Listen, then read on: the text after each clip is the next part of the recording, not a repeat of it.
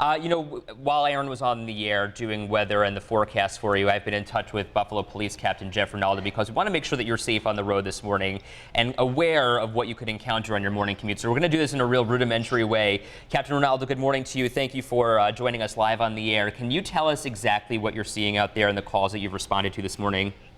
Yes, so in the north section of the city, we're seeing numerous reports of completely flooded roadways, especially roads that are under viaducts or overpasses.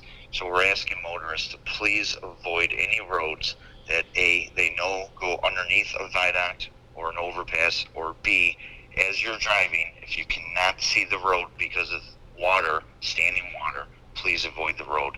There's no real way to tell exactly how deep that water is, and we need to stop having people get stuck in the water. Our 911 resources are extremely taxed right now with calls for service, and we're trying to avoid adding to those additional calls.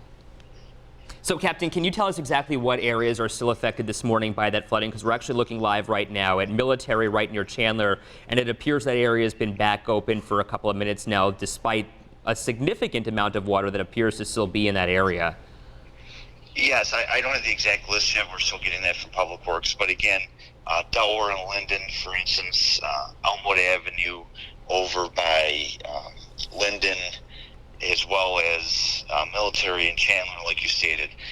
A lot of these roads are reopening slowly as the water is receding and Public Works is able to pump them out.